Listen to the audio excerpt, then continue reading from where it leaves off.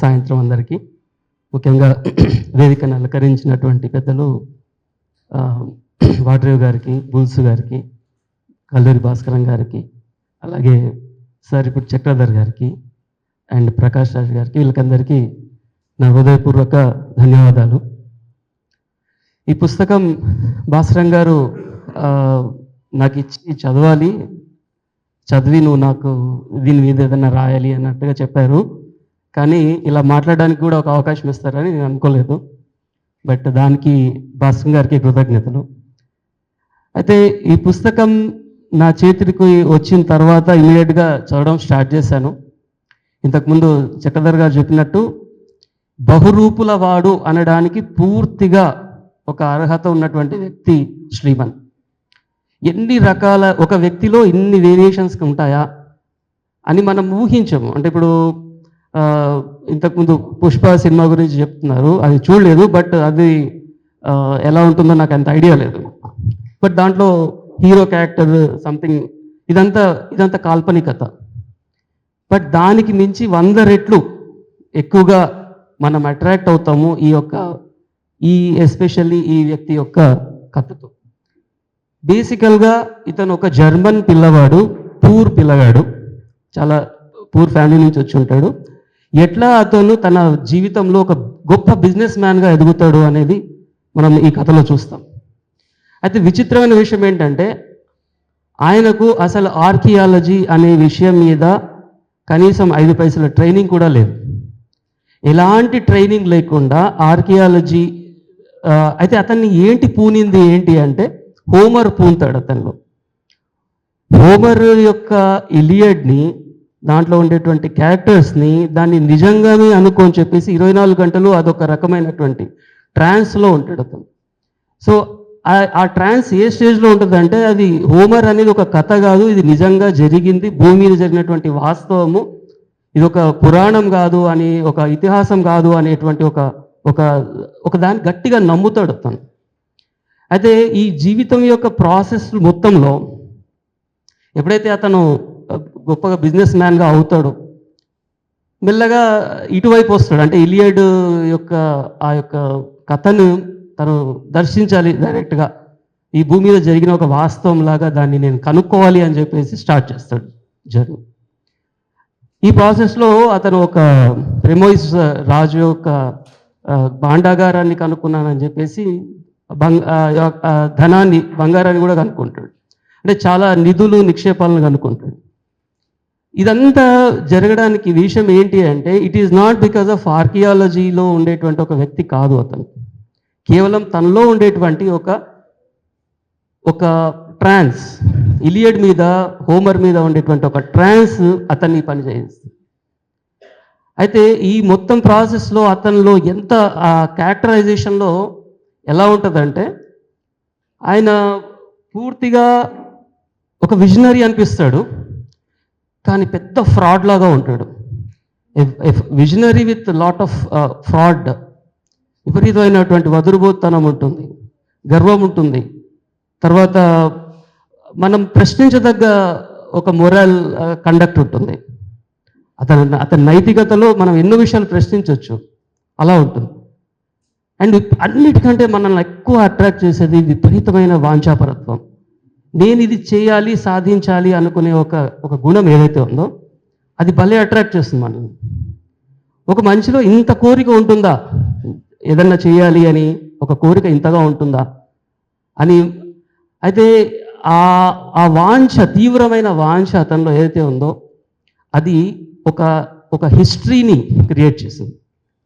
అంటే ఏదైతే అతను కలగన్నాడో ఇలియడ్ నిజంగా జరిగింది అని, అది నిజంగా అది సాధించడం కోసం చరిత్రను మళ్ళీ పునర్లిఖించాడు, పునర్నిర్వచించాడు. తను కూడా ఒక చరిత్రగా మారాడు. అది ఇతని యొక్క శ్రీమన్లో ఉన్నటువంటి క్యారెక్టర్ యొక్క గొప్పతనం. ఈ పుస్తకంలో కూడా మనకు అంతటి వేరియేషన్స్ కనిపిస్తాయి. అంటే అతని క్యారెక్టర్ యొక్క ప్రతిఫలనము మనకు ప్రతి స్టేజ్లో కనిపిస్తుంటుంది. ఇంత వేరియేషన్స్ కనిపిస్తుంటాయి. దాంట్లో అతనిలో ప్రేమ కనిపిస్తుంది, ఒక మంచి ప్రేమికుడు కనిపిస్తాడు. తర్వాత ఇంతకుముందు సార్ చెప్పినట్టుగా దేశాల మధ్యన తిరుగుతాడు. అయినా దొంగ పాస్పోర్ట్లు పెట్టుకొని తిరుగుతాడు. అంటే ఎన్నో ఎన్నో రకరకాలమైన వేరియేషన్స్. ప్రభుత్వాన్ని కూడా భయపెడతాడు, అబద్ధాలు చెప్తాడు.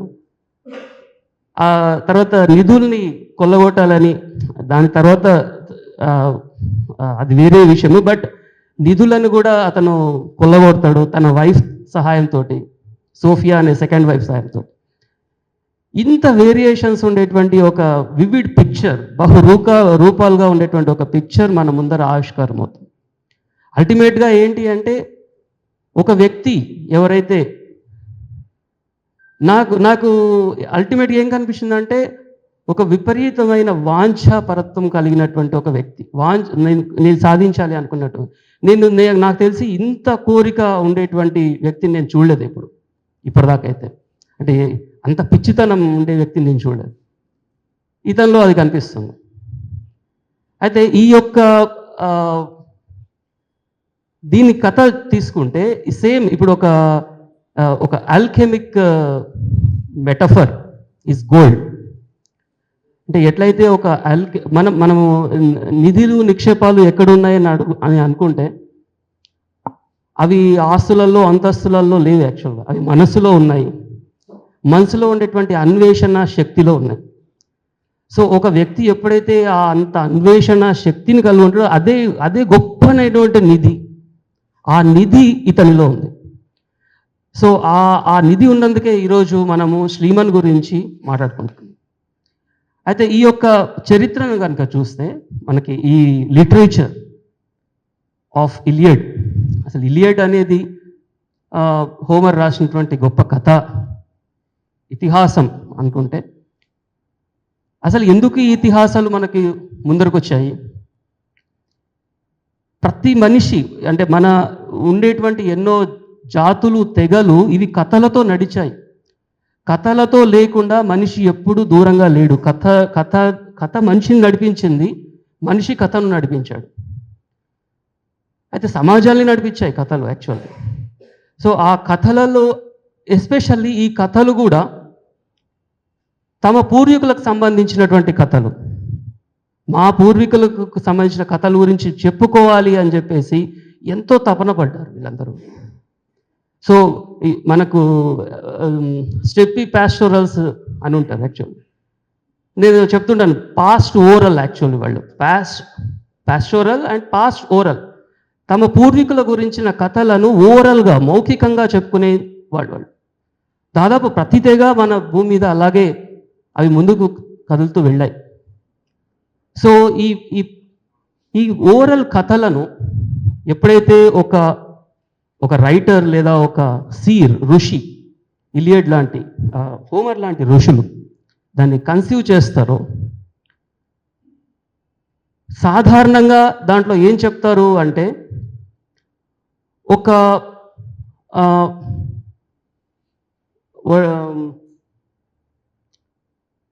మెటఫర్. 1 minute.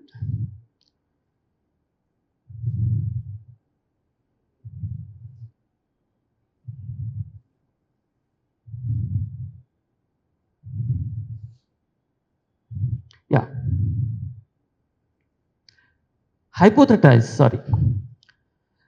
హైపోథటైజ్ చేయడం అనేది మనకు కనిపిస్తుంది.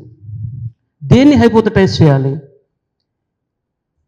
ఒక వ్యక్తి తన చుట్టూ ఉన్నటువంటి జీవితాన్ని, తన చుట్టూ జరుగుతున్నటువంటి జీవితాన్ని, తన అనుభవాల్ని ఎలా హైపోథటైజ్ చేస్తాడు అనేదే మనకి ఇతిహాసాలుగా ఉన్నాయి. దేన్ని హైపోథటైజ్ చేయాలి? అసలు హైపోథెసిస్ ఏంటి? హైపోథటైజ్ చేయాల్సింది ఒక అబ్స్ట్రాక్ట్ ఐడియాని. జీవితం అంటే ఏమిటి? విధి అంటే ఏమిటి? అదృష్టం అంటే ఏమిటి? దురదృష్టం అంటే ఏమిటి? మరణం అంటే ఏంటి? ఇవి చాలా అబ్స్ట్రాక్ట్ ఐడియాస్. మరణం అంటే ఏంటి అంటే ఒక్కొక్కరు ఒక్కొక్క ఐడియా చెప్తాం.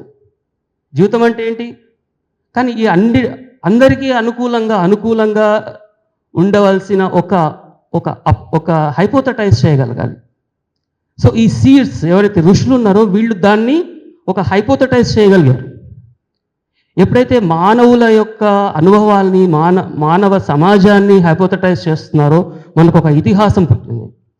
ఎప్పుడైతే ప్రకృతిలో ఉండేటువంటి శక్తుల గురించి, ఆ మెటీరియలిస్టిక్ దాని గురించి ఎప్పుడైతే హైపోథటైజ్ చేస్తున్నారో మనకు సైన్స్ పుట్టింది. సో సైన్స్కి ఇతిహాసానికి మూలం ఒకటే ఉంది, హైపోథటైజింగ్ ద ఒక అబ్స్ట్రాక్ట్ ఐడియా. సో ఈ ఓల్డ్ ఋషులుగా రైటర్స్ అందరు కూడా ఇలా ఒక అబ్స్ట్రాక్ట్ ఐడియాను హైపోథటైజ్ చేయడంలో వాళ్ళు ముందుకు తీసుకొని వెళ్ళారు. ఈ ట్రాయ్ సంబంధించిన యుద్ధము ఇది ఏం హైపోథటైజ్ చేస్తుంది, ఇలియడ్ ఏం హైపోథటైజ్ చేస్తుంది, మహాభారతం ఏం హైపోథటైజ్ చేస్తుంది, మనం జాగ్రత్తగా గమనిస్తే జీవితం యొక్క నిరర్థకత, జీవితంలో ఏమీ లేదు అనే ఒక నిరర్థకతను అవి హైపోథటైజ్ చేస్తాయి. ఫెలామినా కంక్ అని ఒక ఇప్పుడు ఫేమస్ వెబ్ సిరీస్ నడుస్తుంది, దాంట్లో ఆమె అంటుంది నిహిలిజం అంటే ఈ నిరాశావాదము లేదా నిరర్థకవాదం ఏదైతే ఉందో, అంటే జీవితం అనేది నిరర్థకము అనే దాన్ని పెద్ద పెద్ద వర్డ్స్లలో చెబితే అది ఎగ్జిస్టెన్షియలిజం అవుతుంది అని అంటది ఆమె.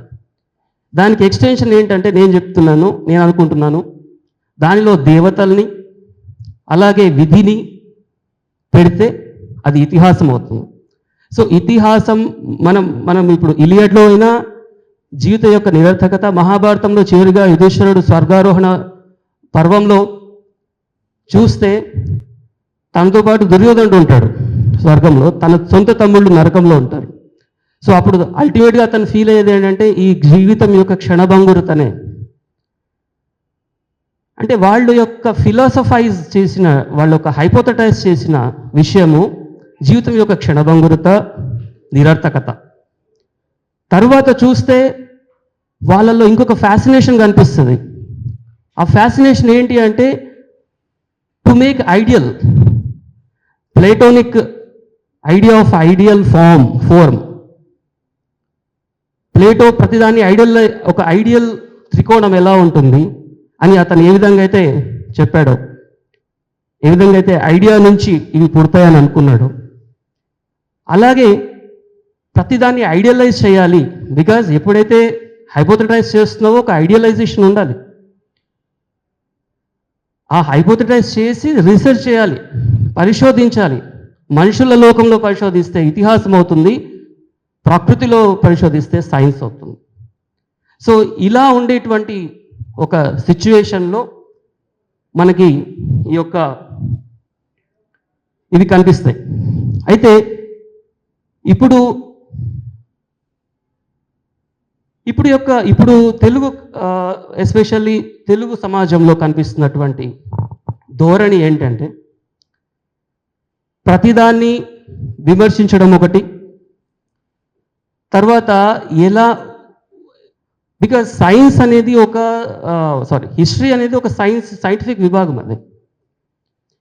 కానీ కేవలం హెన్పికింగ్గా అక్కడో విషయము, ఇక్కడో విషయము, ఇంకెక్కడో ఇంకో విషయము, ఇంకో సినిమాలో ఒక విషయము, ఒక కాల్పనిక నవల్లోంచి ఒక విషయం పట్టుకొని వచ్చి ఇదే హిస్టరీ అని చెప్పేటువంటి ఒక దారుణమైనటువంటి పరిస్థితి నెలకొన్నాం. దీన్ని కూల్చాలి అని అంటే కల్లూరి భాస్కరం గారి లాంటి పుస్తకాలు ఎన్నో రావాల్సిన అవసరం ఉంది. కల్లూరి భాస్కర్ గారు ఇప్పటికి 12 పుస్తకాలు తెచ్చారంటే ఆయనకు ఈ ఐడియా లేక అయితే కాదు, ఆ సైంటిఫిక్ విగర్ కనుక లేకపోతే ఏ పుస్తకం తెచ్చినా కూడా కాల్పనికతలోకి అవి మునిగిపోయి అదే హిస్టరీ అయిపోయే అవకాశం ఉంది. ఇప్పటికీ మనకు మొన్న జస్ట్ అన్నమయ్య ఎవరు అని అంటే నాగార్జున అని చెప్తున్నట్టుగా, రేపొద్దున మనం ఎలాంటి సమాజాన్ని, సైంటిఫిక్ సమాజాన్ని సృష్టిస్తున్నాము, కేవలము పొలిటికల్లీ ఐడియాలజికల్ విషయాల్ని హిస్టరీలోకి తీసుకొని వచ్చి ఇదే హిస్టరీ అని మభ్య పెట్టడం ఏదైతే జరుగుతూ ఉందో. ఒకతను అంటాడు కర్ణుని యొక్క పాత్రను తప్పుగా చూపించారు ఆ సినిమాలో అని చెప్పి ఒక ఆయన గొడవ చేస్తాడు. ఇంకో అతను శివుడు అంటే ఎవరో కాదు, బౌద్ధ భిక్షు, ఆయన మొత్తం తల మీద ఎంట్రుకలు పెట్టుకున్నాడు కాబట్టి ఆయన బౌద్ధుడు అంటాడు. ఇంకొక ఆమె అంటుంది రీసెంట్ హిస్టరీ, అంబేద్కర్ బౌద్ధిజంలోకి పోవడానికి కారణము కాంగ్రెస్ పార్టీలో హిందూ మతం కాండిచేత. ఎవరు పై వీళ్ళందరూ? ఈ కౌన్ హే కౌన్ హే అన్నట్టుగా కహాసే ఆరే లోగా. ఇంత విచిత్రమైనటువంటి పరిస్థితిలో ఈ పుస్తకాలు నిజానికి సైన్స్, చరిత్ర వెనుకల ఉండేటువంటి సైన్స్ని పట్టుకొని ఉంచుకోవడానికి ఉపయోగపడతాయి మనకి. లేకపోతే చరిత్ర నవ్వులపాలు కావడం మాత్రం తప్పదు. సో ఇక్కడ నేను ఒకటే విషయం చెప్పి ముగిస్తాను. ఎందుకు సైంటిఫిక్గా మనం చరిత్రను చదువుకోవాలి? లేకపోతే ఏం జరుగుతుందంటే చరిత్రకు చాలా తీరని అన్యాయం జరుగుతుంది. ఇప్పుడు ఏదో ఒక కాల్పనికంగా నేను ఊహించాను కాబట్టో, లేకపోతే నాకు ఎక్కడెక్కడో రిఫరెన్స్ దొరికింది కాబట్టో అని చెప్పి పట్టుకొని వచ్చి రాస్తున్నటువంటి రాతల వల్ల ఎంత ప్రమాదం ఏర్పడుతుంది. ఎందుకంటే చరిత్రను ప్రజాబాహుల్యానికి ఇవ్వడం అనేది ఒక బాధ్యతతో కూడినటువంటి అంశం. It's a responsibility. కానీ మనం ఒకటి ఆలోచించాలి, ఈ రెస్పాన్సిబిలిటీని మరిచి తమ సొంతంగా రాస్తున్నటువంటి ఎవరైతే చరిత్రకారులు ఉన్నారో వాళ్ళందరూ కూడా రేపు పొద్దున సైంటిఫిక్ డెవలప్మెంట్ జరిగినప్పుడు వీళ్ళందరూ బఫూన్లుగా నిలబడతారు. Number 1 point. నంబర్ 2, ఎట్లా అయితే మనము సైంటిఫిక్గా చెప్పాలి ఈ సైంటిఫిక్ దాన్ని అని మనం అనుకుంటున్నామో, ఈ యొక్క దీంట్లో చెప్పేటువంటి ప్రతి వ్యక్తి నిజంగా ఆబ్జెక్టివ్గా చెప్తున్నాడా? ఆబ్జెక్టివ్గా చరిత్రను చెప్పడం నిజానికి సాధ్యమా? మనం ఒక చిన్న విషయం, నిన్న ఏం జరిగిందో అని ఎవరికన్నా ఒక సంఘటన జరిగింది అనుకోండి, మా ఇంటికి ముందర ఎవరో ఒక చిన్న యాక్సిడెంట్ జరిగింది, ఏం జరిగింది అని ప్రశ్న అడిగిస్తే వాడు జరిగింది చెప్పడంతో పాటు తన సొంత విషయాన్ని కూడా చెప్తాడు. అంటే మనిషి బై నేచర్ ఈ సబ్జెక్టివ్. ఎస్పెషల్లీ చరిత్ర వంటి విషయాల్లో సబ్జెక్టివ్ ఎలిమెంట్ కంపల్సరీ ఉంటుంది. చరిత్ర అనేది మనకు తెలియదు objective, we have to construct it. ఒక కన్స్ట్రక్షన్ ఆఫ్ చరిత్ర చేస్తున్నప్పుడు ఆబ్జెక్టివ్గా మాత్రమే చెప్తారు అనుకోవడం పిచ్చి, అబద్ధం, నిజమైన అబద్ధం. కాబట్టి సబ్జెక్టివిటీ ఉంటుంది. ఏం సబ్జెక్టివ్ ఉంటుంది? అసలు ఆ వ్యక్తి ఎవరు, అతని మతం ఏంటి, అతని కులం ఏంటి, అతని చదువు ఎలా చదువుకున్నాడు, అతను ఎలాంటి గురువుల దగ్గర శిక్షణ పొందాడు, అతని యొక్క గ్రోత్ ఎలా ఉంది, అతను ఎవరితోటి ఫ్రెండ్షిప్ చేస్తున్నాడు, ఎవరితోటి ఎనిమిస్ చేస్తున్నాడు, ప్రతి ఒక్కటి సైంటిఫిక్ సబ్జెక్టివ్ దాంట్లోకి వచ్చి కూర్చుంటాయి అవన్నీ. అది ఎగ్జాక్ట్లీ శ్లీమన్కి జరిగింది. శ్లీమన్లో కూడా అతని పెంపక విధానము, అతను పెరిగిన విధానము, అన్నీ వచ్చి దాంట్లో కూర్చుంటాయి. అయితే ఇది శ్లీమన్లో జరిగిందే కాదు, ఇప్పుడు ఉండేటువంటి ఇది ఆర్కియాలజీకి సంబంధించింది కాబట్టి నేను ఆర్కియాలజీ గురించి చెప్తున్నాను. ఆర్కియాలజిస్టులు కూడా ఈరోజు అదే అంగీకరిస్తున్నారు. ప్రతి ఒక్క ఆర్కియాలజీ ఏదైతే ఫైండింగ్ ఉందో దాంట్లో సబ్జెక్టివ్ ఎలిమెంట్ డెఫినెట్లీ ఉంది. చిన్న 3 ఉదాహరణలు చెప్తాను. కేవ్ పెయింటింగ్స్ గురించి మనం వింటుంటాం, కేవ్ పెయింటింగ్స్. సో ఈ కేవ్ పెయింటింగ్స్లో మొట్టమొదటి కేవ్ పెయింటింగ్స్ 19th సెంచరీ మొదట్లో బయటపడ్డప్పుడు గేబ్రియల్ డి మార్టిలెట్ అనేటువంటి వ్యక్తి, ఒక ఆర్కియాలజిస్ట్, గేబ్రియల్ డి మార్టిలెట్ అనే వ్యక్తి. ఇతను ఎలాంటి ట్రైనింగ్ పొంది ఉన్న వ్యక్తి అంటే, చిన్నప్పుడు నియోలిథిక్ ఏజ్లో ప్రీస్ట్లు అనేవాళ్ళు వచ్చి మతాన్ని సృష్టించి మతాన్ని మనుషుల మీద రుద్దారు అని చెప్పేటువంటి ఒక అండర్స్టాండింగ్కి వచ్చిన ఒక గురువు యొక్క శిష్యుడు. అంటే మతం ఎలా పుడుతుంది, ఒక సమాజంలో మతం ఎలా పుడుతుంది, దాని యొక్క ఇవల్యూషన్ ఎలా ఉంటుంది, ప్రజల్లోంచి వస్తుందా, ఎట్లా వస్తుంది, ఎన్నో ఉంటాయి దీంట్లో. ఇదేమీ లేకుండా కేవలం ఒక ప్రీస్ట్ అనేటువంటి కొంతమంది ఇంట్లో పని లేకుండా కూర్చొని వాళ్ళే ఒక మతాన్ని సృష్టించి వాళ్ళు ప్రజలకు ఇది చేయండి, ఇది చేయకూడదు, ఇట్లా ఉండాలి, అట్లా ఉండకూడదు అని చెప్పి దాన్ని ప్రజల మీద రుద్దారు, అందుకే మతాలు వచ్చినాయి అని ఒక వాదన చేసేటువంటి వ్యక్తి యొక్క శిష్యుడు అతను. దాన్ని నమ్మాడు. అయితే ఎప్పుడైతే ఈ కేవ్ ఆర్ట్స్ కనపడ్డాయో మొట్టమొదట, అతను చేసిన మొట్టమొదటి పని ఏంటంటే, ఇది క్రిస్టియానిటీకి సంబంధించిన ఈ ప్రీస్ట్లు ఏదో చేస్తుంటారు, ఇట్లాంటివి ఏం జరగలేదు అని చెప్పి ఖండించేశాడు దాన్ని. అంటే ఒక సైంటిఫిక్గా చాలా హై ఎండ్లో ఉండేటువంటి ఒక వ్యక్తి ఇలాంటి బ్యాక్గ్రౌండ్ తోటి దాన్ని అలా మాట్లాడడం వల్ల నెక్స్ట్ 20 years వరకు ఏ కేవ్ ఆర్ట్ వచ్చినా కూడా వాళ్ళు దాన్ని డిస్కార్డ్ చేస్తారు. ఇదంతా క్రిస్టియన్ వాళ్ళు కేవ్స్లోకి వెళ్ళి ప్రింట్ చేశారు అని చెప్పి అలాంటి చూడండి, అది యాక్చువల్గా కేవ్ ఆర్ట్ అనేది ఎప్పటిదో పురాతనమే. కానీ మొదటి 20 years అది మొత్తానికి ఎలాంటి దాని పరిశోధన జరగకుండా పోవడానికి కారణము ఇలాంటి సబ్జెక్టివిటీ దాంట్లో వచ్చి కూర్చోవడం. తర్వాత మనం నియాండర్తల్ మనిషి గురించి మాట్లాడుకుంటాం. నియాండర్తల్ మనిషి కూడా ఆయన ఇది ఫ్రాన్స్లో నియాండర్తల్ ఒక ఇది దొరుకుతుంది, ఒక చిన్న విలేజ్ ఉంటుంది.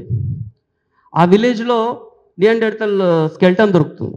సో ఒక స్కెల్టన్ దొరుకుతుంది, దాన్ని తీసుకెళ్ళి అక్కడ ఉండేటువంటి ఒక వీళ్ళ దగ్గర కోరు, అంటే ఎవరు ఇంతకుముందు చెప్పినటువంటి మార్టిలేటర్ దగ్గరికి వెళ్ళారు. ఎందుకంటే వీళ్ళు ప్రతిదీ క్రిస్టియన్ దానికి అని అంటున్నారని చెప్పేసి దొరికిన వాళ్ళు ఏం చేస్తారంటే ఇంకో వ్యక్తి దగ్గరికి వెళ్తారు, మార్సెలిన్ బౌలీ అని చెప్పేసి.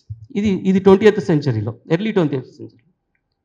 అయితే అతను ఏం చేస్తాడంటే ఆ ఫేమస్ అతను ఒక పెద్ద ఫిగర్ అనమాట, అంటే చాలా పెద్ద తలకాయ ఆ టైంలో ఆర్కియాలజీలో. సో అతను ఏం చేస్తాడంటే ఆ పరిశోధించి యాక్చువల్గా ఆ పరిశోధించిన వ్యక్తి ఎవరు అంటే ఆ కళేబరం ఎవరిది అంటే ఒక ముసలి వ్యక్తిది, అంటే నడుము వంగిపోయినటువంటి ఒక ముసలి వ్యక్తిది. ఈయన దాన్ని చూసి ఏం సూత్రీకరణ చేస్తాడంటే నియాండర్తల్ మనుషులు వంగి ఉంటారు, వాళ్ళు పూర్తిగా ఎరెక్ట్గా కాలేదు అని చెప్తాడు. ఇది ఎంత తప్పు సైన్స్కి ఇది. ఈయన చెప్పాడు కాబట్టి ఇంకా అందరూ దాన్ని నమ్మాల్సిందే. ఒక పెద్ద ఫిగర్ చెప్పాడు, ఇంకా మనం తిరుగు మాట్లాడడానికి లేదు. సో ఆ విధంగా అలా వంగిపోయి ఉంటారు. నెక్స్ట్ 40-50 ఏళ్ళు వరకు ఎలాంటి ఆ ఏరియాలో ఎలాంటి కళేబరాలు దొరికినా ఇవి నియాండర్తల్వి కాదు అని చెప్పేసి పడేది, ఎందుకంటే నియాండర్తల్ వంగి ఉంటాడు కాబట్టి. ఇది ఎలాంటి పిచ్చిదనానికి దారితీస్తుంది. మన దగ్గర కూడా ఇండస్ వ్యాలీ సివిలైజేషన్ దగ్గరకు వచ్చినప్పటికీ ఫస్ట్ అలెగ్జాండర్ కనింగ్హామ్ అని ఉంటాడు. అతని యొక్క క్యారెక్టర్ ఏ విధంగా దాని మీద పడుతుంది అంటే అతనికి చిన్న చిన్న డీటెయిల్స్, ఆర్కియాలజీలో చిన్న చిన్న డీటెయిల్స్ అతనికి ఇష్టం ఉండదు. నేను ఒక పెద్ద విషయాన్ని కనుక్కోవాలి కాబట్టి తొందరగా నాకుండే టైంలో తొందరగా దాన్ని తవ్వాలి, తొందరగా బయట పెట్టాలి, ప్రపంచాన్ని ముందర నేను గొప్ప అని చూపించుకోవాలి. ఇది అతనిలో ఉండేటువంటి విపరీతమైనటువంటి కాంక్ష, విపరీతమైనటువంటి పేరు మీద ఉండేటువంటి దుగ్ధ అనుకోవచ్చు. సో దాంతో అతను చేసిన ఎక్స్కావేషన్స్ చాలా ఎర్రాటిక్. సేమ్ అదే విధంగా ఈరోజు ఏ విధంగా అయితే మన శ్లీమన్ చేసిన ఎక్స్కావేషన్స్ కూడా అవి చాలా లోపభూష, అవి ప్రిమిటివ్. అఫ్ కోర్స్ అతను ఒక ఆర్కియాలజీకి ఒక పాపులారిటీని తీసుకొని వచ్చాడు, ఆయన ఒక హీరో చేశాడు, ఆయననే హీరోలాగా తయారయ్యాడు. బట్ ఆయన ఈరోజు ఆర్కియాలజిస్ట్ ఒప్పుకునేది ఏంటి అంటే ఇవన్నీ కూడా చాలా ప్రిమిటివ్, చాలా డిస్ట్రక్టివ్, అవి చాలా డిస్ట్రక్టివ్, రప్పరప్పరప్పు చేసుకుంటూ వెళ్ళిపోతాడు అతను. బికాజ్ తన యొక్క క్యారెక్టర్ దాంట్లో రిఫ్లెక్ట్ అవుతుంది.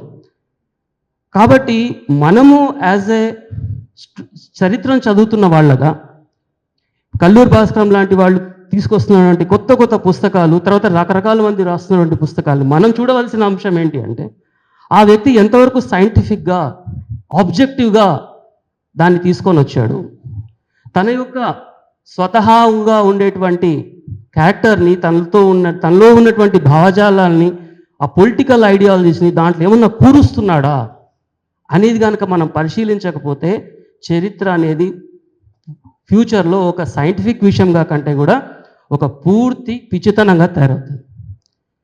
అలాంటి కండిషన్స్లో ఉన్నటువంటి తెలుగు సమాజంలో ఈరోజు కల్లూరి భాస్కరం గారు లాంటి వాళ్ళు నిలబడి మళ్ళీ లేదు దీన్ని మళ్ళీ రీఎస్టాబ్లిష్ చేస్తాం, మళ్ళీ సైన్స్ని తీసుకొని వస్తాం అని చెప్పి మళ్ళీ నిలబడి ఇలాంటి పుస్తకాలు తీసుకొని వచ్చారు.